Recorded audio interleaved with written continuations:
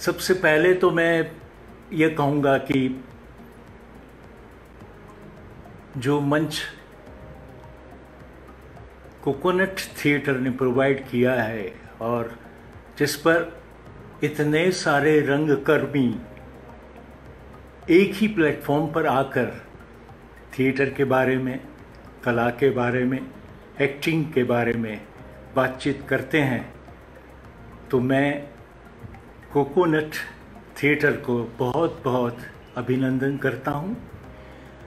और मुझे जो ये मौका दिया है आप लोगों से बात करने का, उसके लिए भी मैं कोकोनट थिएटर का आभारी हूँ। अब तक तो कई लोगों ने कई विषयों पर बातचीत की। मैं जो बातचीत करना चाहूँगा आप लोगों से वो बात ये है कि क्या थिएटर सीखा जा सकता है या तो थिएटर सिखाया जा सकता है। वैसे तो आजकल टीवी के पर्दे पर, के फिल्म्स के पर्दे पर आने के लिए बहुत सारे युवागण बड़े उत्सुक रहते हैं और इसलिए हमारे यहाँ बहुत सारे एक्टिंग वर्कशॉप, थिएटर वर्कशॉप निकल पड़े हैं।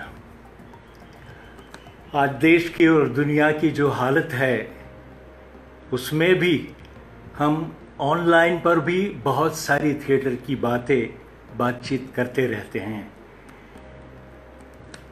पहले तो मैं ये बात बताऊंगा कि मेरे युवा दोस्तों से कि मैं गुजरात से हूँ, तो नाट्य शिक्षण गुजरात में कहाँ कहाँ मिल पाता है उसकी थोड़ी बहुत संक्षिप्त में जानकारी दूंगा।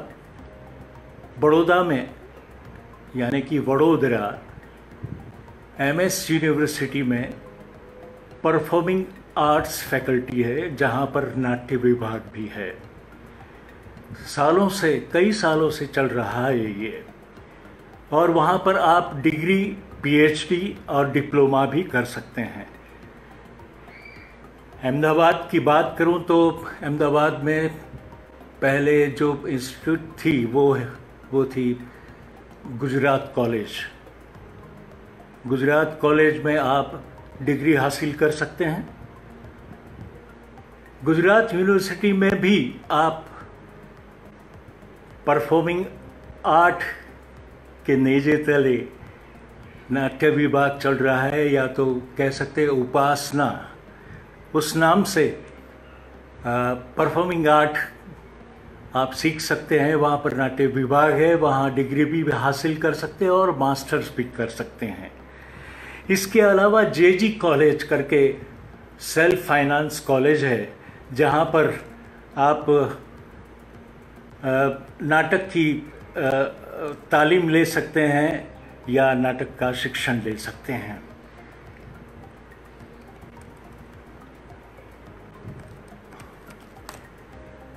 मेरा सवाल यह है कि क्या थिएटर के लिए या नाटक के लिए तालीम या शिक्षण ज़रूरी है? पहले मैं भी ये मानता था, क्या तो कहो कि मेरे दिमाग में राय भरी पड़ी थी कि कलाकार तो जन्मजात होते हैं, उन्हें सीखने की कोई ज़रूरत नहीं होती। पर मौका ऐसा मिला, अवसर ऐसा पड़ा कि मैं तालीम हासिल कर पाया। घर का वातावरण अनुकूल था। पिताजी BA MSW LLB के अतिरिक्त संगीत विशारद भी थे और रेडियो गायक भी। माताजी चित्रकारी में, ड्राइंग्स में आर्ट मास्टर थी और वो भी थोड़ा बहुत गा लेती थी। तो इस तरह घर में वातावरण तो अनुकूल था और मेरा झुकाव था लोक संगीत। आवाज़ भी बुलंद थी, तो स्कूल में, क्लासरूम में मैं गाने गाया करता था। तो मौका मिला, प्रिंसिपल के ऑफिस में माइक्रोफोन रहता था और सब क्लासेस में स्पीकर लगे रहते थे, तो मैं माइक्रोफोन से पूरी स्कूल के लिए प्रार्थना गवाता था। उसके बाद समाचार न्यूज़ भी पढ़ता था, जो कि कोई टीचर हेडलाइंस लिखाते थे, उसमें से मैं पढ़ लेता था। स्कूल के कई फंक्शनों में मैं नाटकों में भाग लिया करता था। स्पर्धाओं में भी भाग लेती थी स्कूल, तो इनाम वगैरह जब मिलते थे तब जाके अखबार में कहीं फोटो छपी हो तो पिताजी को पता चलता था कि मेरी रुचि तो नाटक में ही रहती है, पढ़ाई में तो कोई ध्यान नहीं देता हूँ मैं। तो उन्होंने सिर्फ एक ही बात मुझे कही थी कि बेटे पहले पढ़ाई पूरी कर लो, नाटक से तो तुम्हें सिर्फ तालियां और बिल्ले, वो बॉटल्स की ढक्कन होती है ना, हाँ मेडल्स, वो मिलेंगे। तो ठीक है कर लो, कोई बात नहीं, शौक है तो कोई बात नहीं, मगर पढ़ाई पहले ज़रूर कर लेना। माताजी चाहती थी कि मैं मिलिट्री में भर्ती हो जाऊं, मगर पिताजी मुझसे ये कहते थे कि नहीं, मुझे बेटे को बाहर नहीं भेजना है। स्कूल में जो टीचर्स मिले थे वो भी कुछ ऐसे टीचर्स थे कि नाटक में काफ़ी रुचि रखते थे, तो नाटक की प्रवृत्ति को लगातार करने के लिए हम सब मिलकर एक छोटी सी संस्था बनाई और मेंबर्स भी बनाए, जिससे थोड़ी सी आमदनी होती रहे, नाटक का खर्चा निकलता रहे, और इस तरह नाटक करता रहता था मैं। अब पहुंचे यूनिवर्सिटी में।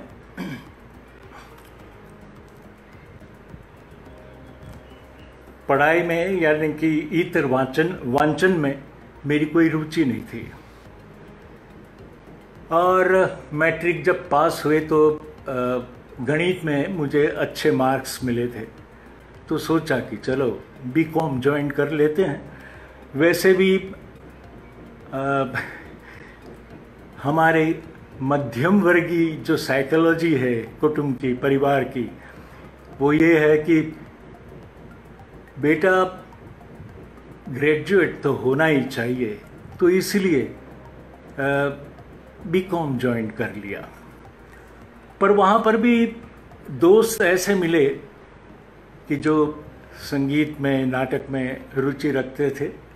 जाहिर है क्लास अटेंड कम करते थे और रिहर्सल्स, नाटक के रिहर्सल्स ज़्यादा किया करते थे। आज जाके मुझे महसूस ये हो रहा है कि बीकॉम के बजाय अगर मैंने आर्ट्स ज्वाइन किया होता तो मैं भाषा से काफ़ी जल्दी जुड़ा रहता। पर कोई बात नहीं, वो भी एक अनुभव था, कर लिया। आज पढ़ाई में काफ़ी रुचि रखता हूँ। हाँ, वैसे बड़ौदा मेरा वतन है, और हर साल मेरी माताजी वहाँ की ये जो परफॉर्मिंग आर्ट फैकल्टी है, उस समय तो म्यूज़िक कॉलेज कहलाई जाती थी, तो वहाँ के दाखिले के फॉर्म लेके आती थी। पर हम निकम्मे भाई बहन उस तरफ कोई ध्यान नहीं देते थे, लक्ष्य नहीं देते थे। फिर जाके एक बार लगा कि नहीं, पढ़ाई के अलावा और भी कुछ सीख लेना चाहिए, और हम सभी भाई बहनों ने एक साथ दाखिले के लिए फॉर्म भर दिया। कोई सितार में गया, कोई डांस में गया, कोई गायन में गया। मेरे दिमाग में तो राय भरी पड़ी थी कि गाना तो गा ही लेता हूँ, नाटक कर ही लेता हूँ। तो मैंने तबला ज्वाइन किया था। हाँ, थोड़ा बहुत ठेका बजा लेता था, ढोलक पर या तो तबले पर। तो तबला सीखते हैं, चलो ऐसा करके मैंने ज्वाइन किया। मगर 1 साल के बाद परिस्थिति ऐसी खड़ी हुई कि ड्रामा डिपार्टमेंट स्टूडेंट्स की कमी होने के कारण कहीं बंद करने के लिए सोच रहे थे। तो हम लोगों ने क्या किया कि 20 स्टूडेंट्स एक साथ मिलकर हमने दाखिला ले लिया और नाट्य विभाग बच गया और इसी तरह आगे चलता रहा। मगर जब नाटक की तालीम शुरू हुई तब जाके पता चला कि नाटक क्या है, अभिनय क्या है। और हर एक भूमिका एक अलग भूमिका होती है। हर नाटक एक नया संस्कार, एक अलग संस्कार लेके आता है। ये सारी समझ, ये ऑब्जेक्टिव्स दिमाग में स्पष्ट होने लगे तो लगा कि नहीं, तालीम बहुत ज़रूरी है। तालीम से ही हम ऑब्जेक्टिव क्या है, नाटक क्यों कर रहे हैं और ये ही नाटक क्यों कर रहे हैं, वो हमारे दिमाग में स्पष्टता से बैठ जाता है। आपको एक जानकारी दे दूं कि भारत में नाट्य में जो सिलेबस तैयार हुआ, कोर्स बना, वो सबसे पहले यहाँ MS यूनिवर्सिटी बड़ौदा में हुआ था। उसके बाद जाके फिर दूसरी संस्थाएं बनी और कहीं 1959 में NSD का जन्म हुआ। उस समय तो उसका नाम था राष्ट्रीय नाट्य विद्यालय एंड एशियन थिएटर। फिर बाद में जाके नेशनल स्कूल ऑफ ड्रामा से वो बड़ी प्रचलित हुआ।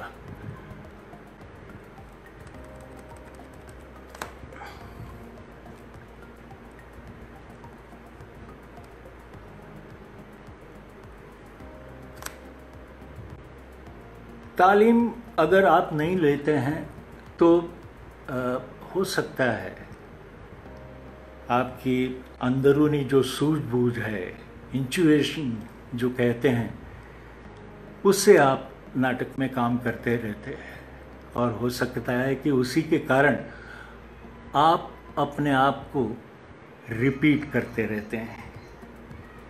और मैंने कहा कि हर भूमिका अपने आप में एक अलग भूमिका होती है और हर नाटक अपने आप में एक अलग संसार लेके आती है।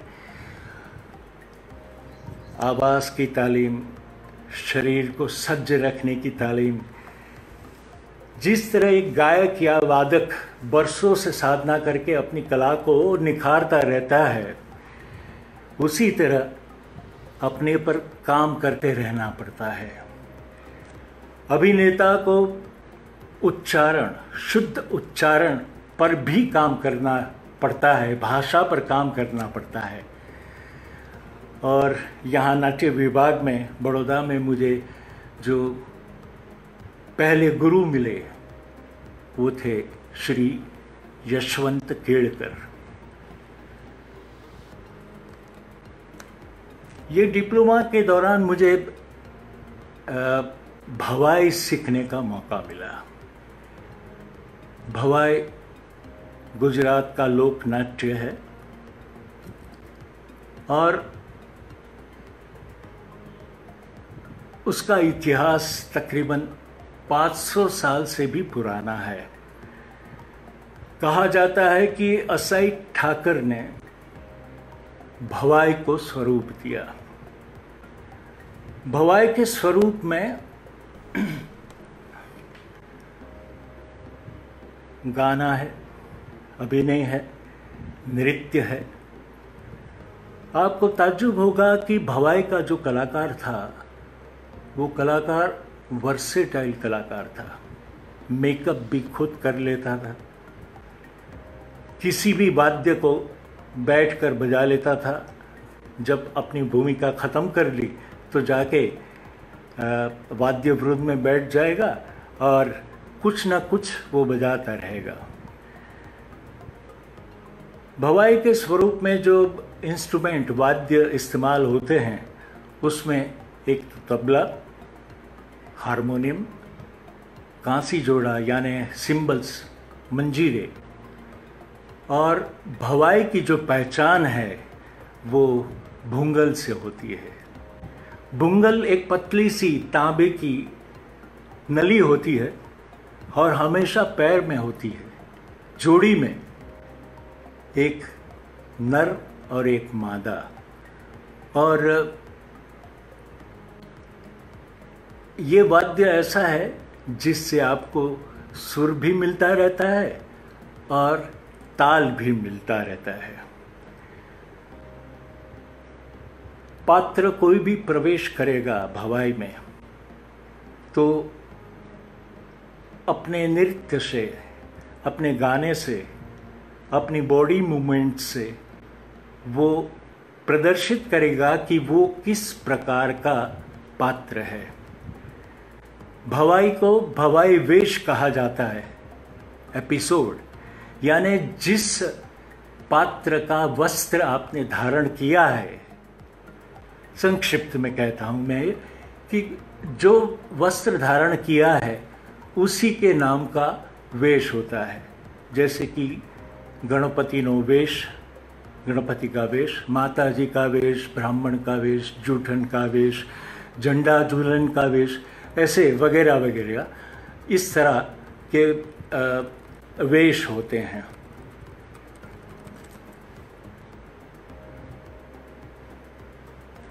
जब श्री बी.वी. Karanth national school of drama के निर्देशक थे तब उन्होंने हमारे भारत की सारी जो लोक कलाएं हैं, लोकनाट्य है, उनको काफ़ी कुछ बढ़ावा दिया था। उन्हीं के समय दौरान उन्होंने सिलेबस में इसको इंक्लूड किया था, लोक नाटक को।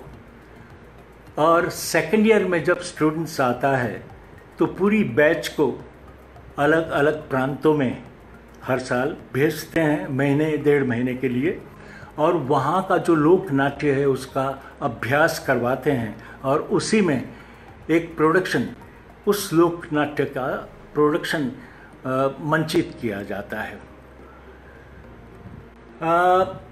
उसी सिलसिले में हमारे सीनियर मोस्ट श्री बंसी कौल ने अहमदाबाद में ये शिविर लगवाई थी, भवाई शिविर, उनके नेजे तले, और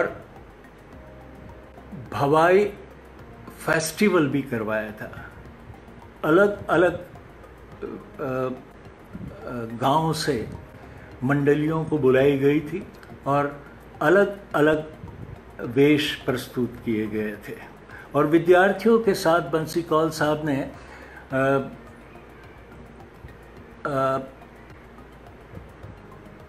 लोमबड़ खान का वेश भी मंचित किया था।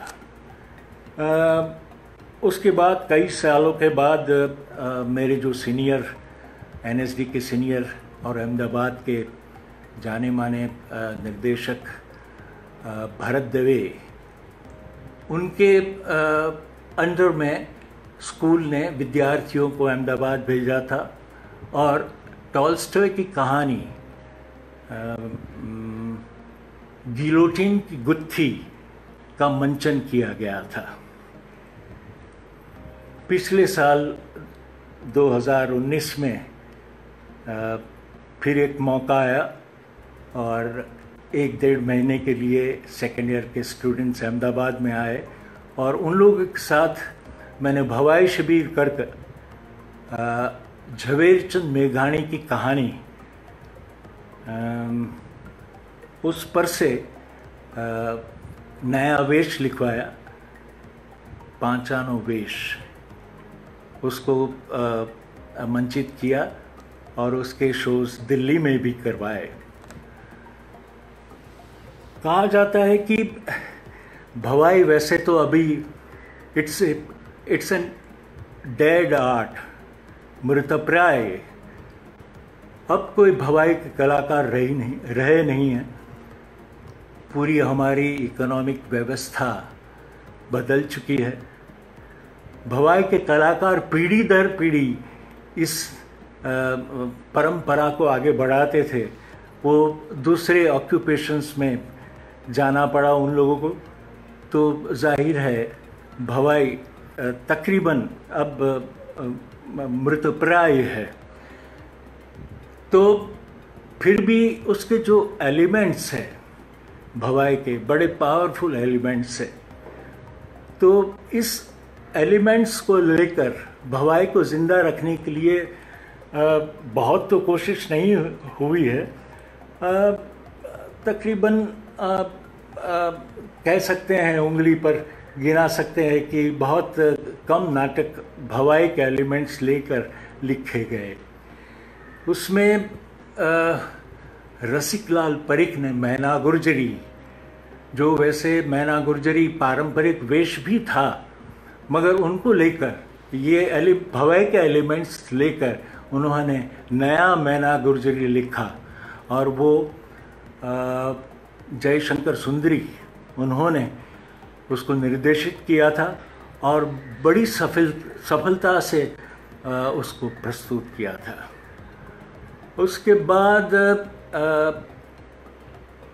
हाँ, शांता गांधी जी ने जसमोडन, ये भी एक पारंपरिक वेश था, उसको नए संदर्भ में इंटरप्रेट करके शांता जी ने नेशनल स्कूल ऑफ ड्रामा में उसको तैयार करवाया था। सीसी मेहता, जिन्होंने भवाई के एलिमेंट्स लेकर होलिका नामक एक नाटक लिखा और वो नाटक भी नए निर्देशक, युवा निर्देशकों ने अनेक भाषाओं में उसको प्रस्तुत किया है।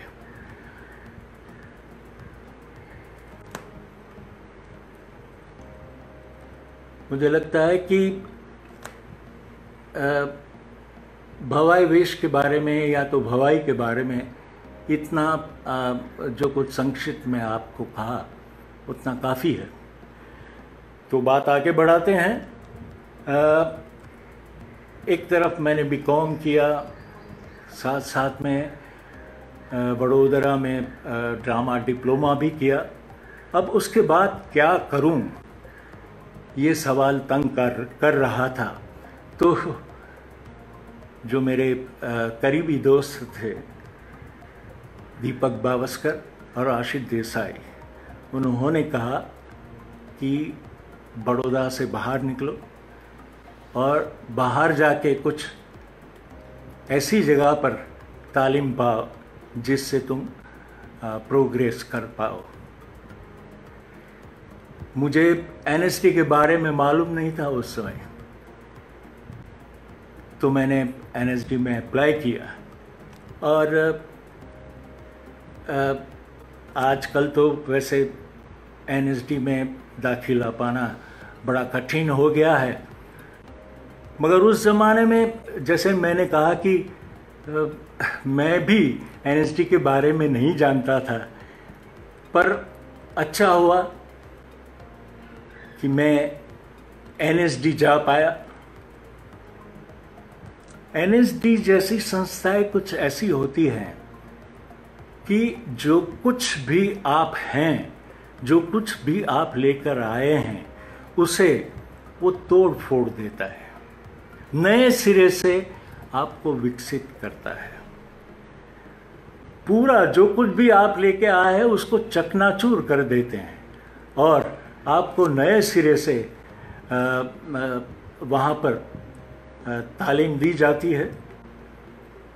जब आप 3 साल वहाँ पर होते हैं तो एक वातावरण भी मिलता रहता है कि 3 साल सिर्फ थिएटर, और इस वातावरण से आपको अवसर मिलता है अपने आप को निखारने का।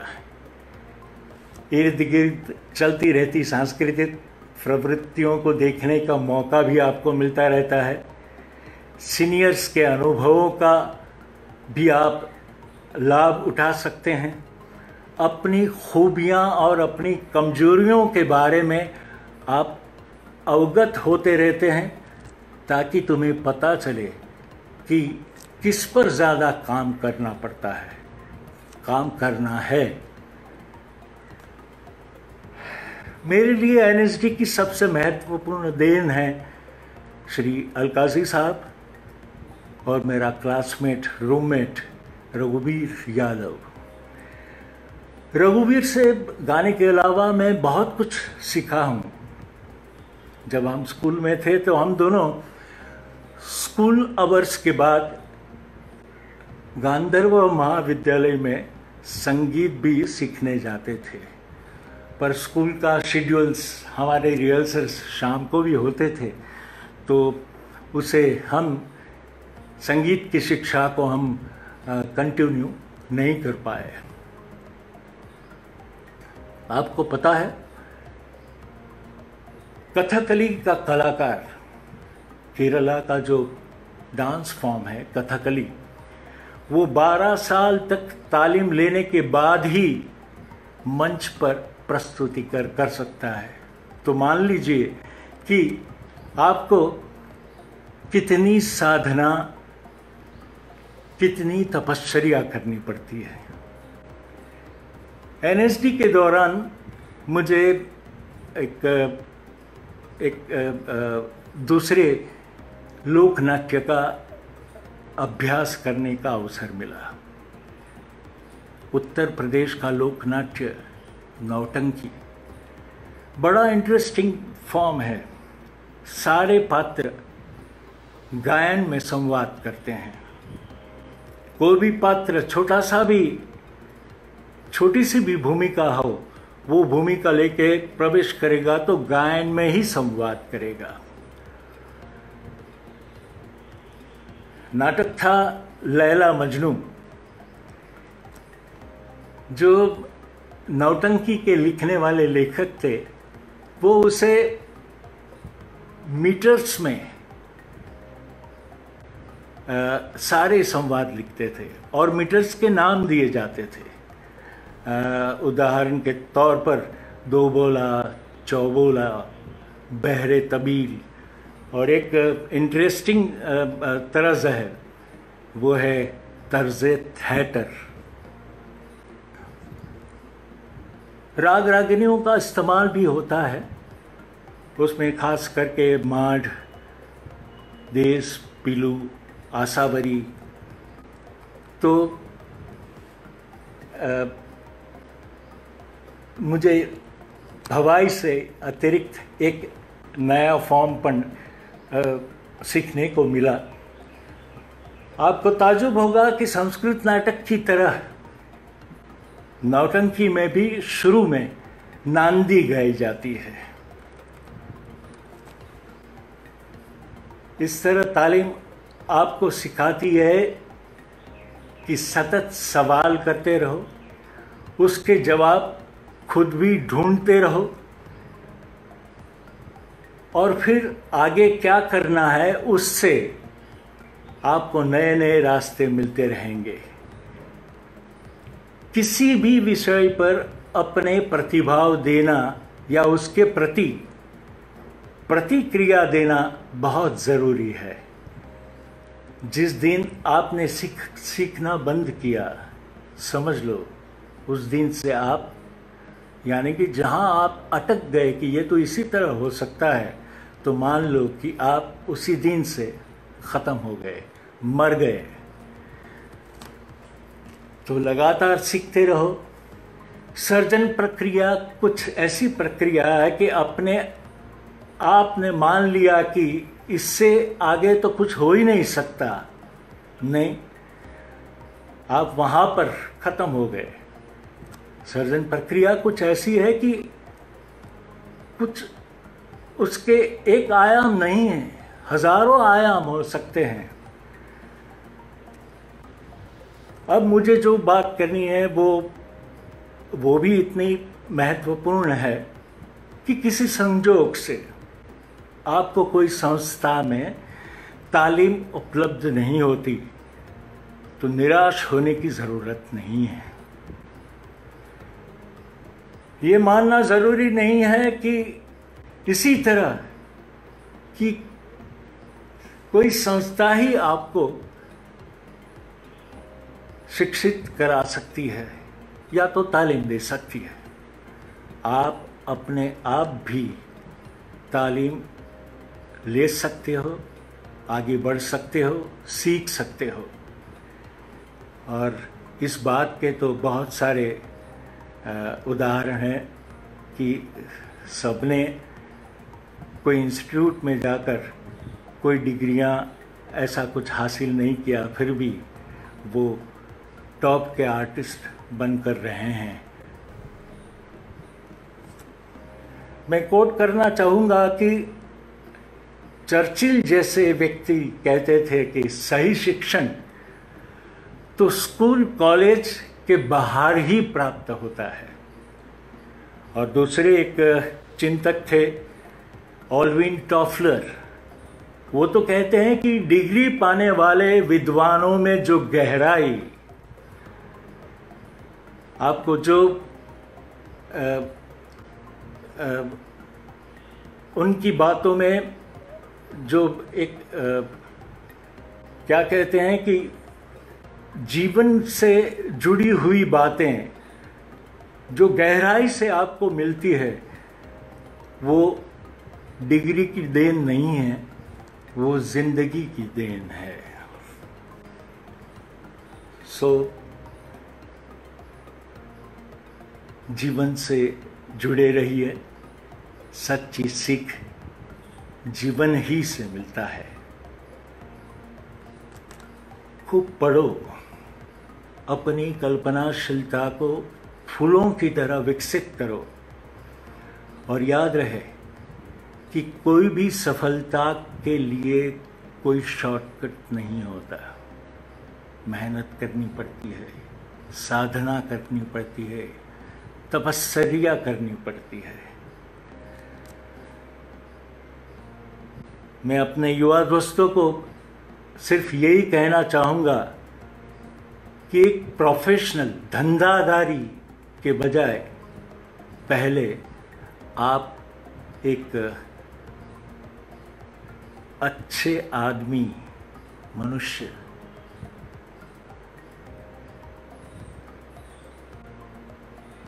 अच्छे आदमी बनने की कोशिश करो, अच्छे मनुष्य बनने की कोशिश करो। सफलता अपने आप आपको मिलती रहेगी। मैं ये बात कहना भूल गया कि अपनी कल्पनाशीलता को बढ़ाने के लिए आप दूसरों से इंटरेक्शन करें, वो तो है ही, पर आप बहुत कुछ पढ़िए, जो भी अच्छा लगे, कहानियाँ, कविताएं, उपन्यास, तो वहाँ से आपको जीवन के नए नए आयाम दिखेंगे। और उसी तरह आप पढ़ेंगे नहीं तो आपकी कल्पनाशीलता कैसे आगे बढ़ेगी। तो आप खूब बहुत पढ़िए और फिर आगे चलिए। मुझे लगता है कि सहजता तभी आके, किसी चीज़ को लाइटली मत लीजिए, गंभीरता से, छोटा सा भी रोल हो तो उसे निभाने के लिए आप गंभीरता से उस पर काम कीजिए, तभी जाके सहजता आएगी। वैसे रिहर्सल्स तो हम करते हैं, मगर हमारी उस भूमिका अदा करने के लिए एक समझ तो दिमाग में स्पष्ट होनी चाहिए कि आप क्या कर रहे हैं, आपको उसका पता होना चाहिए। और एक महत्वपूर्ण बात रह गई कि कोकोनट थिएटर और जो ये मौका देती हैं इस तरह का, वो एक नसीब की बात है। मैं तो ये कहूँगा कि मैंने जो कुछ भी थिएटर किया है अहमदाबाद में, वो कोकोनट थिएटर के सपोर्ट से किया है। सोक्रेटिस जैसा नाटक जिसमें 52 आर्टिस्ट स्टेज पर आते हैं, वो किसी सपोर्ट के बिना नहीं हो सकता। कई जो रामायण पर आधारित है, परित्राण जो महाभारत पर आधारित है, मेरे तकरीबन सभी नाटकों में कम से कम 35 आर्टिस्ट होते ही हैं। और कोकोनट थिएटर अगर ये सपोर्ट नहीं मिलता उनसे, तो मुझे लगता है कि मैं थिएटर नहीं कर पाया होता।